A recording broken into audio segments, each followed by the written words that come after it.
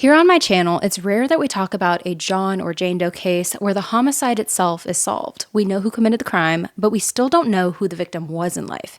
It's rare that we talk about it because it's rare that it happens. Today, we discuss one of those infrequent cases. Before we get into the case itself, though, we do have a word from today's sponsor, which is Factor. Factor is owned by HelloFresh, another food-related company many of us enjoy. I like alternating between the two brands, much like I do with Green Chef. However, Factor stands out in its own way. It's an always fresh, never frozen meal prep subscription service that delivers restaurant-quality meals to your doorstep each week. Factor completely eliminates something that many of us stress out about, which is meal planning. With each meal, you can skip the grocery shopping, prep work, and cooking fatigue. Instead, enjoy chef-crafted, dietitian-approved meals delivered straight to your door. With over 35 meal options each week, including choices like keto, calorie smart, vegan and veggie, and more, there's something for everyone. And my favorite part is that each meal only takes 2 minutes in the microwave. For a very long time in my adult life, I was definitely one of those people that was stuck in the takeout trap of ordering delivery anytime I didn't have the energy to cook an entire meal. I honestly, wholeheartedly save a lot of money by having Factor in my fridge and just being able to pop one in the microwave and have something in 2 minutes that's made with better ingredients and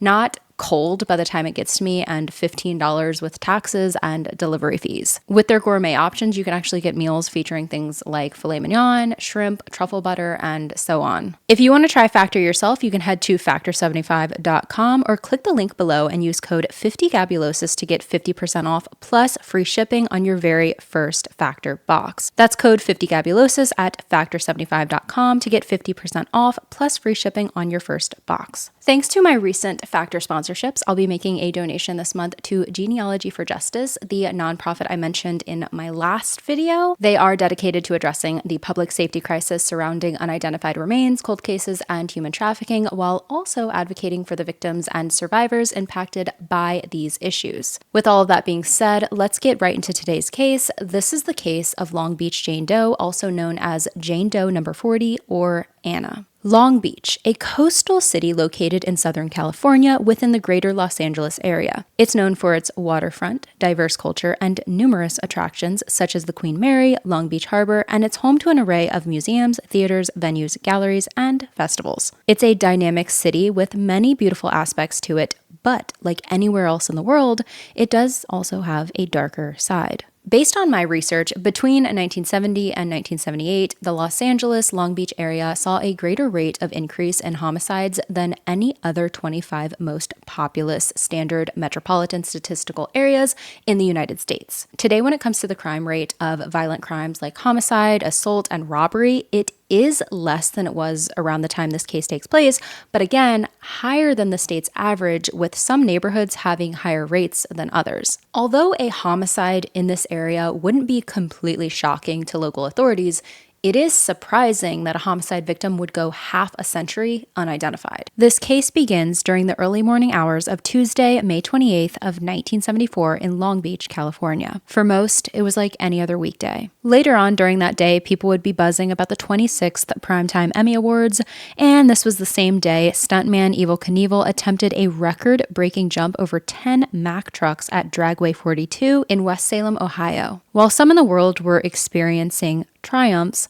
others were experiencing tragedy. On a jetty at Alamitos Beach at the foot of East Shoreline Drive, the lifeless body of a woman was found. Long Beach police were called to the scene and took over the case from there. This woman had no identification on her and for that reason was classified as a Jane Doe. A Los Angeles medical examiner would determine her cause of death was strangulation. This poor woman, though, had not only been killed by an unknown person, but this unknown person, her killer, also sexually assaulted her.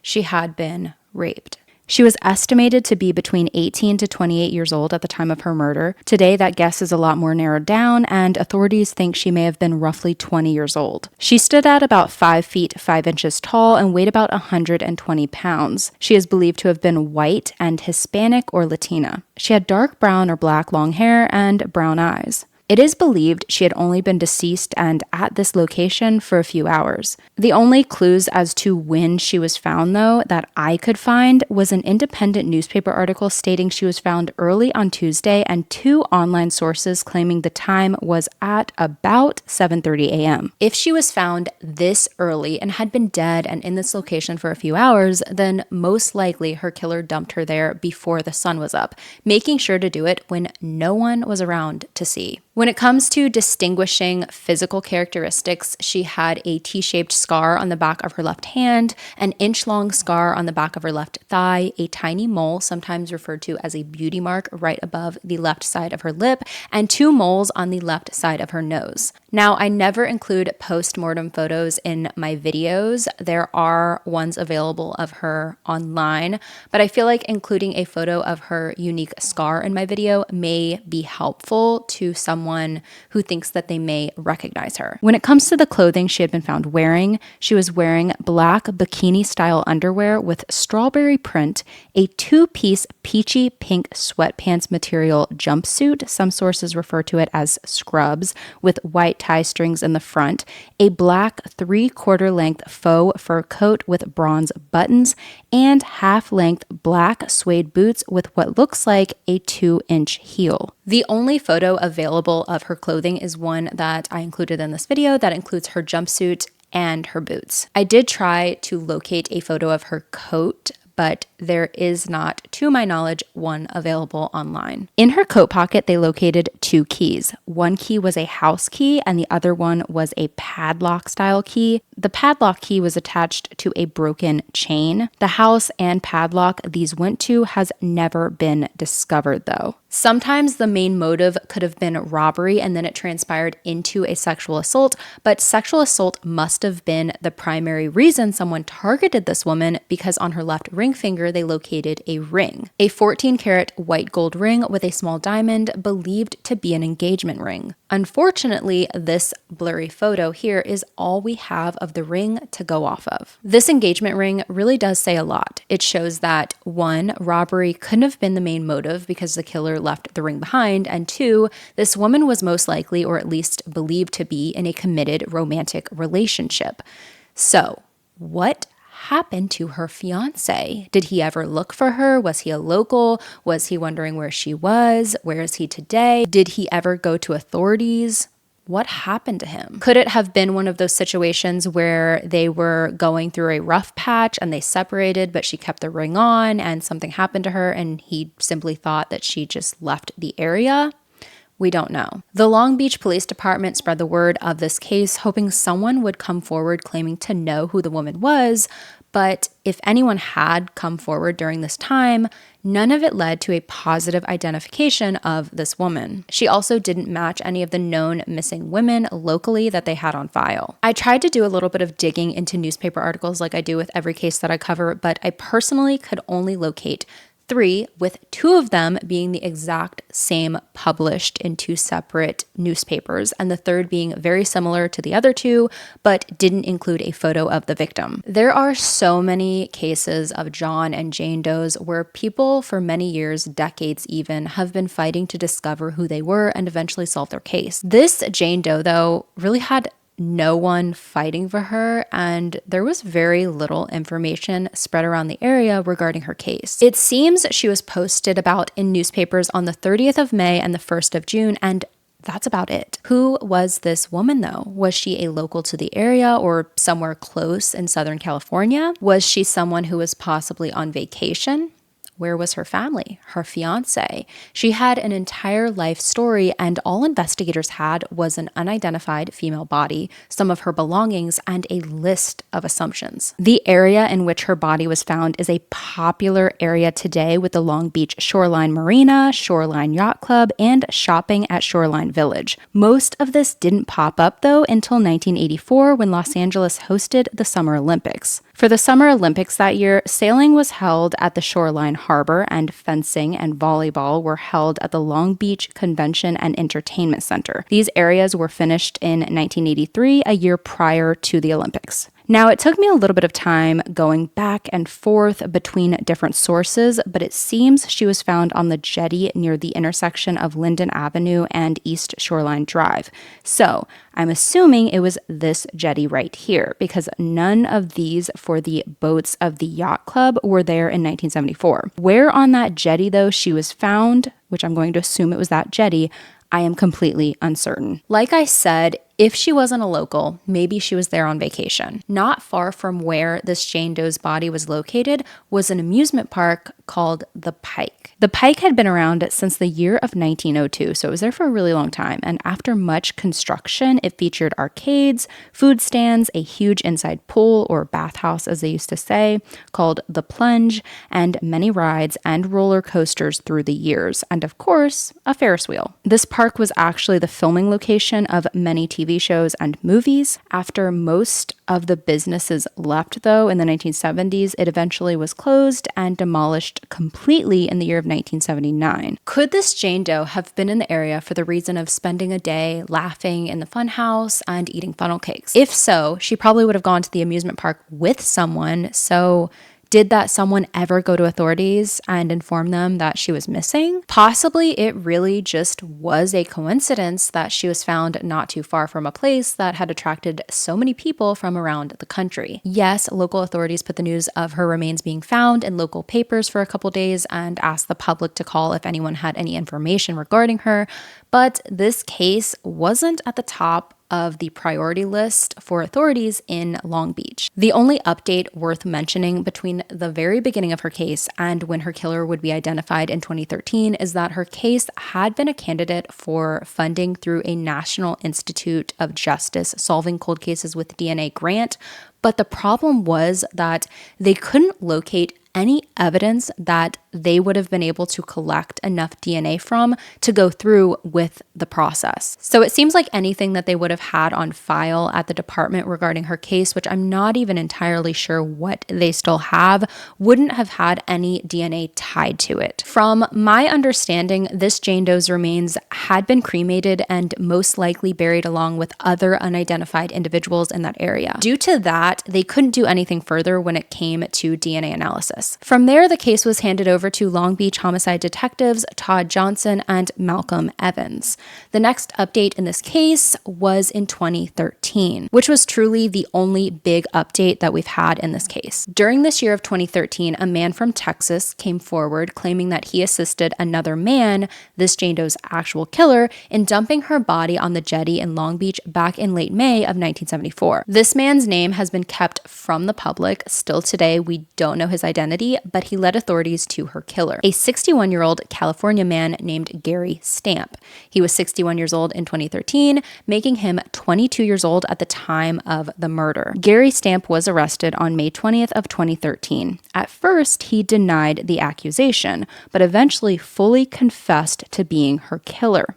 He was arraigned at the LA County Superior Court on June 12th of 2013. As a trial awaited with a date not yet determined for that trial, Gary Stamp passed away from cancer while in police custody in January of 2014. Unfortunately, due to that, Gary never stood trial for this unknown woman's murder and was free his entire life until his arrest in 2013. He murdered this woman, could have raped and murdered other women and girls, who knows, and was able to live out his entire life as if none of it ever happened, which is just so infuriating. When it comes to what Gary said about the woman whose life he ended all those years ago, he didn't have much to say. This wasn't a woman he had any lengthy relationship with or even multiple interactions with. He stated that it was a woman he had met at a bar and that her name may have either been Anna or Anna. He didn't know, and he admitted to raping, strangling her to death, and dumping her body. Due to him claiming that her name was either Anna or Anna, she is often referred to as Anna by authorities and online today. That was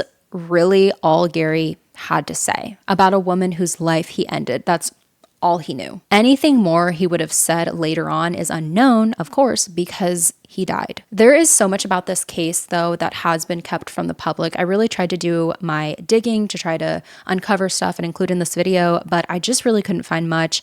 And I was personally wondering if this unknown man who told authorities about Gary Stamp had kept any sort of connection with Gary through the years, and that is why he came forward at this time to let authorities know that Gary was this unknown woman's killer, because he knew that Gary was going to die soon. I truly wonder if that's why he did it, or maybe he hadn't kept any connection with Gary and just decided after so many years, it was weighing on his chest, to finally come forward. Based on my sources, authorities were able to speak to people who were at the bar that night that Gary and this unknown woman were there. I'm not sure if this was locals who were simply grabbing a drink or bartenders, people who worked at the bar, but people who were there at the bar that night do remember seeing her there. I think there is just something so unfair. I want to come up with another word, but it's truly just boiled down to being how unfair life is, that this man got away with this for so long, possibly was responsible for other murders and rapes. We don't know. That information, if authorities do know, has not been released to the public. And he is arrested for one of the crimes, and then his life ends naturally right after. And at the end of it, this is somebody whose entire existence came to an end because of this man, and he did not even know the very tip point of the iceberg about her, which is her name. It is just so heartbreaking, the things that humans can do to other humans. Although she is gone and so is her killer, that doesn't mean the search for her identity has stopped, with multiple reconstruction photos done to show what she may have looked like while alive. This includes one done by the National Center for Missing and Exploited Children and two done by forensic artist Carl Koppelman, who we've talked about so many times here on my channel. He's absolutely incredible. The first that he did was in the year of 2010, and the second was done in 2019, 9 years later. All three of these reconstruction photos give us a good overall idea of what she looked like while she was alive. These reconstruction photos of the victim are all based off of her post-mortem photos. A lot of people wonder why reconstruction photos are even done when post-mortem photos are available of the person who died so soon after they died, and we can see what they looked like. The reason is because reconstruction photos are a lot easier to spread around online, and they help people see what the person looked like alive, and people who knew that person, of course, remember them alive. Also, postmortem photos are obviously a bit shocking, so a lot of people may immediately see them and just scroll. It's going to give people the opportunity to really sit and look at the photo for a while without feeling uncomfortable, and be able to come to the conclusion of whether they may know this person or not. If you have any information at all regarding Long Beach Jane Doe, also known as Jane Doe number 40 or Anna, you are urged to either contact the Long Beach Police Department at 562-570-7260 or the Los Angeles County Coroner at 323-343-0512. Now, as with most cases, there have been people on forums discussing her case and floating around some theories and combing through missing persons on databases. One person that has been brought up is Ana Daisy Guevara Valdez, who was 20 years old when she went missing from Los Angeles in early 1974. The exact date is unknown, but she contacted her family regularly and then randomly stopped, and she's never been seen since. She was Hispanic, stood between 5 feet and 5 feet 5 inches tall, and weighed between 120 to 140 pounds. But the photo we have of her is from 1974, and as we know, our Jane Doe had long hair. Anna had short hair during that year. Besides that, many of their features are completely different. This possible match, though, has been handed over to authorities.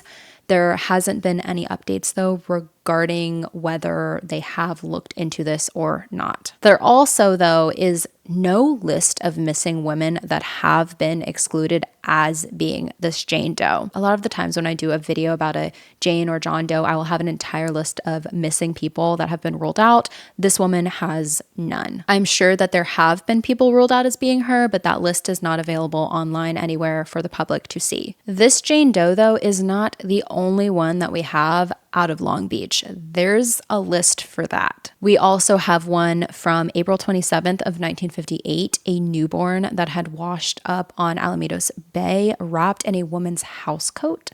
There is one from July 25th of 1958, a prematurely born baby found in a shoebox inside of a paper bag, inside of a trash can behind a market. There's also one from January 24th of 1983, a woman guessed to be between 40 to 70 years old that may have been a victim of a hit and run. There's one from the following year, December 13th of 1984 to be exact, another infant wrapped in a towel that was found in a dumpster near the Edgewater Beach Motel. There's another from May 12th of 1987, an unknown woman guessed to be between the ages of 20 to 25 years old who took her life by jumping from a bridge. I'm not sure what bridge.